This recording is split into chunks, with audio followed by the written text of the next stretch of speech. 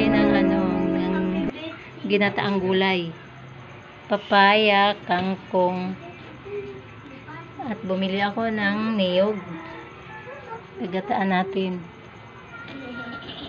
Ito na guys, nahiwa ko na yung papaya. Hindi ko na lang pinakita kasi madali lang naman po maghiwa. At saka kangkong, nahimay ko na po. Ito yung mga rekado niya. Loya, sibuyas, tsaka yung sili, isa lang nilagay ko kay maanghang. Yung mga bata kakain. Tapos, dahon ng dahon ng loyang dilaw. Lagay ko dito. Ito. Tsaka yung sorry guys, na blanco po yung isip ko. Papaya.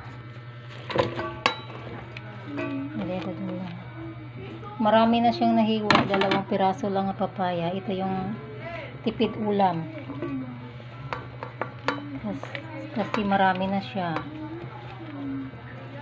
Tapos yung pangalawang gata. Ayan, ibuhos ko yan. Yan yung pinakasabaw niya. Ito siya, mamaya na to ilagay. Pag lumambot na yung papaya, ilagyan natin ng konting asin.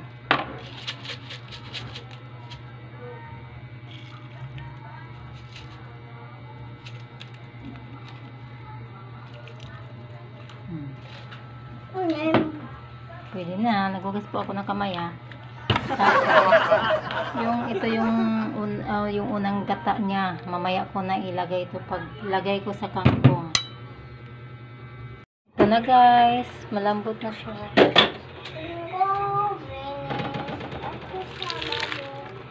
Ilagay ko na po yung kangkong.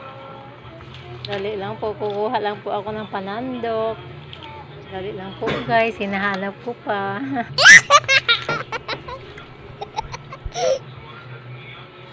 Ito na guys.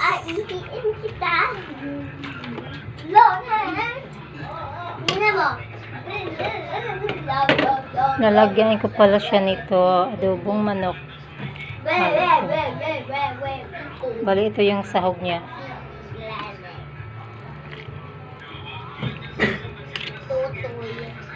Tapos ilagay ko na yung ilagay ko na yung kakanggat. Ito po yung ulam namin ngayong dinner. At shout out po sa isa kong subscriber nga si Anime World. God bless po. At luto na po yung ulam namin. Ginataang gulay na papaya with kangkong. Yun, pakuluan ko muna siya. At sobra pong bango niya, promise. Kasi nilagyan ko po ng dahon ng turmeric. Loy ang dilaw po. At mayroon din akong chicharon na sobrang lutong. Nabili ko lang po sa labas. Okay guys, luto na po yung ulam namin. Kakain na po kami. Nangungulit na po yung kasama naming bata kasi nagugutom na daw po sila. Lalo na si Bebe GR. Sa lahat po na nanonood sa video ko, God bless po sa ating lahat. Sana pagpalain tayo ng may kapal.